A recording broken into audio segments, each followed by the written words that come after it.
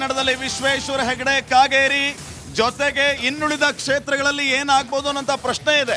So ಸದ್ಯಕ್ಕಿನ ಬೆಳವಣಿಗೆಯನ್ನ ಗಮನಿಸ್ತಾ ಇದ್ರೆ ರಾಜ್ಯದಲ್ಲಿ ಮತ್ತೆ ಕಮಲದ ಕಲರವ. ಕೋಲಾರದಲ್ಲಿ ಮಲ್ಲೇಶ್ಗೆ 78,572 ಮತಗಳಿಂದ ಲೀಡ್ ಲಭ್ಯವಾಗ್ತದೆ ಎನ್ನುವ ಈ ಕ್ಷಣದ ಬ್ರೇಕಿಂಗ್ ನ್ಯೂಸ್. ನೋಡಿ, ಕೋಲಾರದಲ್ಲಿ ಜೆಡಿಎಸ್ ಅಭ್ಯರ್ಥಿ ಬೆಂಗಳೂರು ಸೆಂಟ್ರಲ್ ನಲ್ಲಿ ಪಿಸಿ ಮೋಹನ್, ಮನ್ಸೂರ್ ಅಲಿ ಖಾನ್ ಹಾಗೆ ಹಾಲಿ ಸಂಸದರಾದ ಪಿಸಿ ಮೋಹನ್ ನಡುವೆ ಜಿದ್ದಾಜಿದ್ದಿನ ಪೈಪೋಟಿ ನಡೀತಾ ಇದೆ. ಪಿಸಿ ಮೋಹನ್ ಹಾಗೆ ಮನ್ಸೂರ್ ಅಲಿ ಖಾನ್ ನಡುವೆ ಬೆಂಗಳೂರು ಸೆಂಟ್ರಲ್ ಬೀದರ್ನಲ್ಲಿ ಕೂಬಾ ಅವರಿಗೆ ಬಿಗ್ ಶಾಕ್. ಕೂಬಾ ಅವರಿಗೆ ಟಿಕೆಟ್ ಕೊಡಬೇಡಿ ಅಂತ ಹೇಳಿದ್ರು. ಇದೀಗ ಸಾಗರ್ ಖಂಡ್ರೆ ಮುನ್ನಡೆಯಲ್ಲಿದ್ದಾರೆ. ಇದರ ಜೊತೆಗೆ ಬೇರೆ ಬೇರೆ ಕ್ಷೇತ್ರದ ಅಪ್ಡೇಟ್. ಹಾಸನದಲ್ಲಿ ಹಾವು ಏಣಿ ಆಟ ಆಗ್ಬೇಕಾ ಗೊತ್ತಿಲ್ಲ. ಜನರ ಮುಂದಿತ್ತು ಎಲ್ಲಾ ವಿಚಾರಗಳು. ಇನ್ಫ್ಯಾಕ್ಟ್ ಮತದಾನ ಪ್ರಕ್ರಿಯೆಗೆ ಮುಂಚೆನೆ ಗೊತ್ತಿತ್ತು ಹಾಸನದ ಜನರಿಗೆ. ಘಟನಾವಳಿ ನಡೆದು ಒಂದು 10 ದಿನಗಳ ನಂತರ ಏನಾದರೂ ಚುನಾವಣೆ ಆಗಿದ್ದರೆ ರಿಸಲ್ಟ್ ಈಗ ಗೊತ್ತಾಗಿರ್ತಿತ್ತು. ಇಷ್ಟೊತ್ತಿಗೆ 6ನೇ ಸುತ್ತಿನ ಮತ ವೀಕ್ಷಕರ, ಬಹಳ ಮುಖ್ಯವಾಗಿ ದೇಶಾದ್ಯಂತ ನಡೀತಾ ಇರುವಂತಹ ಈ ಚುನಾವಣೆಯ ಮತ ಎಣಿಕೆ ಪ್ರಕ್ರಿಯೆ ಬಹಳ ಮುಖ್ಯವಾಗಿ ನೀವು ಗಮನಿಸಬೇಕು. ಮತ ಎಣಿಕೆ ಪ್ರಕ್ರಿಯೆ ಅಂದುಕೊಂಡಂಗೆ ಯಾವುದು ನಡೀತಾ ಇಲ್ಲ. ಎಕ್ಸಿಟ್ ಪೋಲ್ ಏನ್ ಹೇಳಿತು ಅದು ನಡೀತಾ ಇಲ್ಲ. ಕರ್ನಾಟಕದಲ್ಲೂ ಕೂಡ ಕಳೆದ ಬಾರಿ ಏನಾಗಿತ್ತು, 136 ಬರುತ್ತೆ ಅಂತ ಯಾರು ಹೇಳಿರಲಿಲ್ಲ. ಆದರೆ ಕಾಂಗ್ರೆಸ್ 136 ಬಂತು. ಈ ಬಾರಿ 400 ಪಾರ್ ನೋ 300 299ರಲ್ಲೇ NDA ಒಂದು ರೀತಿಯಲ್ಲಿ ಆ ಕಡೆ ಈ ಕಡೆ ಓಲಾಡ್ತಾ ಇದೆ. 541 ಬಹುತೇಕ ಎಲ್ಲಾ ಕ್ಷೇತ್ರಗಳ ಮತ ಎಣಿಕೆಗಳಾಗ್ತಾ ಇದೆ.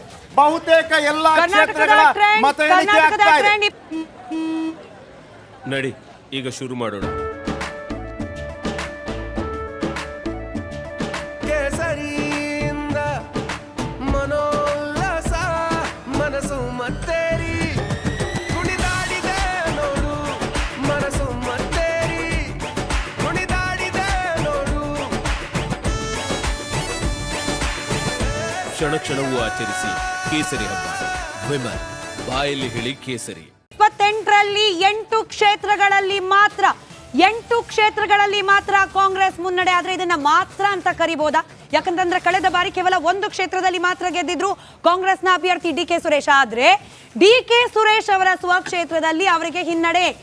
ಡಾಕ್ಟರ್ CN ಮಂಜುನಾಥ್ ಕನ್ಸಿಸ್ಟೆಂಟ್ ಆಗಿ ಮುನ್ನಡೆಯನ್ನ ಕಾಯ್ದುಕೊಂಡಿದ್ದಾರೆ. ಆದರೆ ಒಂದು ಜೆಡಿಎಸ್ ಹಂತದ ಚುನಾವಣೆ ಕಳೆದ ನಂತರ ನರೇಂದ್ರ ಮೋದಿ ಅವರ ಮಾತಿನ ವೈಖರಿ ಬದಲಾಗುವುದಕ್ಕೆ ಬಹುಶಃ ಈ ರೀತಿಯ ಒಂದು ಟ್ರೆಂಡ್ ಬಗ್ಗೆ ಒಂದು ಮಾಹಿತಿ ಸಿಕ್ಕಿರಬಹುದಾ?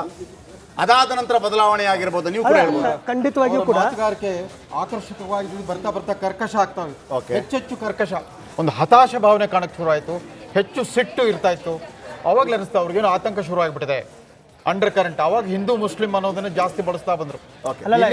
ಈಗೇನು ವಿಚಾರಗಳನ್ನ ಇವರು ಏನು ವಿಚಾರಗಳನ್ನ ಇವರು ಪ್ರಸ್ತಾಪ ಮಾಡಿರಲ್ಲ. ರಾಮ ಮಂದಿರ ಇರ್ಬೋದು, ಆಮೇಲೆ ಮುಸ್ಲಿಮರಿಗೆ ಆಸ್ತಿಗಳನ್ನ ಹಂಚಿ ಬಿಡ್ತಾರೆ ಅನ್ನೋದಿರ್ಬೋದು, ಆಮೇಲೆ ನಿಮ್ಮ ಮನೆಯೊಳಗೆ 2 ಎಮ್ಮೆ ಇದ್ರೆ 1 ಎಮ್ಮೆ ಕದ್ಕೊಂಡು ಹೋಗ್ತಾರೆ ಅನ್ನೋದಿರ್ಬೋದು. ಈ ಎಲ್ಲಾ ವಿಚಾರಗಳಿದಾವಲ್ಲ,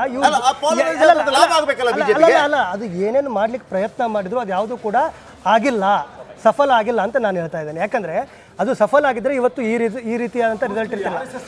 ಯಾವುದೇ ಒಂದು ವಿಚಾರ ಅದು ರಾಮ ಮಂದಿರ ಆಗಿರಲಿ ಅಥವಾ ಅವರು ಪ್ರಸ್ತಾಪ ಮಾಡಿದಂಥ ಬೇರೆ ಯಾವುದೇ ವಿಚಾರ ಇರಲಿ, ಯಾವ ವಿಚಾರ ಆದರೂ ಕೂಡ ಅದು ಕ್ಲಿಕ್ ಆಗ್ತಾ ಇದೆ, ಜನ ಅದನ್ನು ಎಕ್ಸೆಪ್ಟ್ ಮಾಡ್ತಾ ಇದ್ದಾರೆ ಅಂತ ಅನಿಸಿದರೆ ಅದನ್ನು ಅವರು ಕಂಟಿನ್ಯೂ ಮಾಡ್ತಾ ಇದ್ರು. ಬಟ್ ಪ್ರತಿಯೊಂದು ಹಂತದಲ್ಲೂ ಕೂಡ ಪ್ರಧಾನಿ ಮೋದಿ ಅವರು ತಮ್ಮ ಬೇರೆ ಬೇರೆ ರೀತಿಯಾದಂಥ ಸ್ಟ್ರಾಟಜಿಗಳನ್ನು ಮಾಡ್ತಾ ಹೋದರು. ಒಂದು ಹಂತದ ಮುಸ್ಲಿಂ ಲೀಗ್ ಮ್ಯಾನಿಫೆಸ್ಟೋ ಕಾಂಗ್ರೆಸ್ದು ಅಂತ ಹೇಳಿದರು. ಆಮೇಲೆ ಅದನ್ನ ಕ್ಯಾರಿ ಮಾಡಲಿಲ್ಲ. ಅದು ಬಿಟ್ಬಿಟ್ಟು ಮುಂದೆ ಬೇರೆ ಹೇಳಿದ್ರು. ಆಯ್ತು, ಸರಿ. ಹಾಗಿದ್ರೆ ಇಂಡಿ ಮೈತ್ರಿಕೂಟ ಏನು ಬಂಗಾರದ ಕಿರೀಟ ತೋರಿಸ್ತು ಜನರಿಗೆ? ಅಖಿಲೇಶ್ ಯಾದವ್ ಫ್ಯಾಕ್ಟರ್ ಬಹುಶಃ 10 ವರ್ಷದ ಒಂದು ಆಡಳಿತ ಪ್ಲಸ್ ಈಗ 2ನೇ ಬಾರಿಯಲ್ಲೇ ಯೋಗಿ ಆದಿತ್ಯನಾಥ್ ಅವರ ಸರ್ಕಾರ ಕೂಡ ಇದೆ. ಅದರದ್ದು ಆ್ಯಂಟಿ ಇನ್ಕಂಬನ್ಸಿ ಕೂಡ ವರ್ಕ್ ಆಗ್ತಾ ಇರ್ಬೋದು. ವಿಶೇಷವಾಗಿ ಉತ್ತರ ಪ್ರದೇಶದಲ್ಲಿ ಈ ನಿರುದ್ಯೋಗ ಮತ್ತು ಬೆಲೆ ಏರಿಕೆ ಸಮಸ್ಯೆ ಏನಿದೆ ಅಲ್ಲ, ಆಮೇಲೆ ಅಲ್ಲಿ ಅಗ್ನಿವೀರ್ ಸಮಸ್ಯೆ ಏನಿದೆ, ಅಲ್ಲಿ ಯುವಕರಿಗೆ ಉದ್ಯೋಗದ ಪ್ರಾಬ್ಲಮ್ ಏನಿದೆ, ಅವರು ಬಹಳ ದೊಡ್ಡ ಮಟ್ಟದ ಒಂದು ರೂರಲ್ ಡಿಸ್ಟ್ರೆಸ್, ಒಂದು ಗ್ರಾಮೀಣ ಭಾಗದಲ್ಲಿ ಒಂದು ಬೇಗುದಿ ಅಂತ ಏನು ಕಾಣ್ತಾ ಇದೆ, ತಳಮಳ ಅಂತ ಏನು ಕಾಣ್ತಾ ಇದೆ, ಅದು ವರ್ಕ್ ಆಗಿರ್ಬೋದು ಅಂತ ಅನ್ಸುತ್ತೆ. ಅದನ್ನು ಬಹುಶಃ ರಿಕಗ್ನೈಸ್ ಮಾಡಲಿಕ್ಕೆ, ಅದನ್ನು ಅಡ್ರೆಸ್ ಮಾಡಲಿಕ್ಕೆ ಸರ್ಕಾರಕ್ಕೆ ಸಾಧ್ಯ ಆಗಿರ್ಲಿಕ್ಕಿಲ್ಲ. ರೇಷ್ಮೆ ಅದರ ರಿಸಲ್ಟ್ ಬರ್ತಾ ಇರ್ಬೋದು. ರಾಷ್ಟ್ರೀಯ ವೇದಿಕೆಗಳಲ್ಲಿ ಕೆಲವು ವಿಶ್ಲೇಷಕರು ಒಂದು ವಿಷಯನ ಎತ್ತಿ ಹೇಳಿದ್ರು. ಇದುವರೆಗೂ ಮೋದಿ ವೇವ್ ಅಂತ ಇರ್ತಾ ಇತ್ತು, ಈಗ ಮೋದಿ ಫಟೀಗ್, ಮೋದಿ ಅಲೆ ಅಲ್ಲ, ಈ ಸಾರಿ ಮೋದಿ ಅಂದ್ರೆ ಒಂಥರ ನಿತ್ರಾಣದ ಸಂಕೇತ. ಮೋದಿ ಫಟೀಗ್ ಆಗೋಗ್ಬಿಡುತ್ತೆ ಜನಕ್ಕೆ. ಯಾಕಂದ್ರೆ ಇಡೀ ಚುನಾವಣಾ ಪ್ರಶ್ನೆ ಮೋದಿ ಬೇಕಾ ಸಾಕು ಅನ್ನೋ ಸ್ಥಿತಿ ನಿರ್ಮಾಣ ಆಗ್ತಿದ್ಯಾ ಅಂತ ಹಲವಾರು ರಾಜಕೀಯ ವಿಶ್ಲೇಷಕರು ಮೋದಿ ಫಟೀಗ್ ಅನ್ನೋ ಇದೆಯಲ್ಲ ಅದು ವರ್ಕ್ ಆಗ್ತಾ ಇದೆ ಅಂತ ಕಾಣುತ್ತೆ. ಬಟ್ ಆಲ್ಟರ್ನೇಟ್ ಏನು ಅನ್ನೋ ಪ್ರಶ್ನೆಗೆ ಏನು ಉತ್ತರ ಹಾಗಾದ್ರೆ? ಆಕ್ಚುಲಿ ಈಗ ಒಂದು ಟ್ರೆಂಡ್ ನೋಡ್ತಾ ಇದ್ದೆ. ಸಪೋಸ್ ಮಮತಾ ಬ್ಯಾನರ್ಜಿ, ನಿತೀಶ್ ಕುಮಾರ್, ಚಂದ್ರಬಾಬು ನಾಯ್ಡು ಎಲ್ಲ ಇವರೊಟ್ಟಿಗಿದ್ರೆ ಇವರಿಗೆ ಸಿಂಪಲ್ ಮೆಜಾರಿಟಿ ಬರ್ತಾ ಇರಲಿಲ್ಲ NDAಗೆ. They would have stop the election. Mamata Banerjee ಅದು ಆಕ್ಚುಲಿ ಇಂಡಿಯಾ ಅಲಯನ್ಸ್ ಅಂತ ಫಸ್ಟ್ ಮಾಡ್ಕೊಂಡು ಹೋದ್ರಲ್ಲ, ಫಸ್ಟ್ ನಿತೀಶ್ ಕುಮಾರ್ ಕೈ ಕೊಟ್ಟರು, ಮಮತಾ ಕೈ ಕೊಟ್ಟರು. ಒಂದು ವೇಳೆ ಇದಾಗಿದ್ರೆ ಅಲ್ಲಿ ನೋಡಿ ವೆಸ್ಟ್ ಬೆಂಗಾಲ್ ಸಹ ವೋಟ್ ಸ್ಪ್ಲಿಟ್ ಆಗಿ ಅಲ್ಲಿ BJP ಜಾಸ್ತಿ ಬರ್ತದೆ. ಯಾಕಂದ್ರೆ ಕಾಂಗ್ರೆಸ್ ಅಲ್ಲಿ ಒಳ್ಳೆ ವೋಟ್ ತಗೊಂಡಿದೆ, 2 ಸೀಟಲ್ಲಿ ಲೀಡಿಂಗ್ ಇದ್ದಾರೆ. Nobody expected, there also got the vote.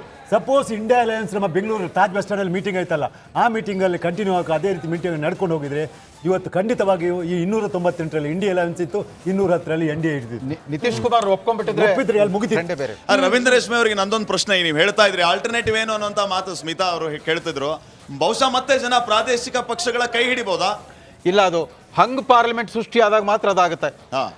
NDAಗೆ ಇನ್ನೂ ಲೀಡ್ ಇದೆ ಅವ್ರಿಗೆ. ಅದು already cross half way mark, 290 ಆಸ್ಪಾಸ್ನಲ್ಲಿ ಇರೋದ್ರಿಂದ ಮತ್ತೆ NDAನೇ ಅಧಿಕಾರಕ್ಕೆ ಬರ್ಬೋದು. ಆದರೆ ಮೋದಿ ಅವ್ರು ಬಿಟ್ಕೊಡ್ಬೇಕಾಗಿ ಬರುತ್ತೆ ಅಂತ ಕಾಣುತ್ತೆ. ನೈತಿಕವಾಗಿ ತಮ್ಮ ಶಕ್ತಿಯನ್ನು ಕಳ್ಕೊಂಡ್ಬಿಡ್ತಾರೆ.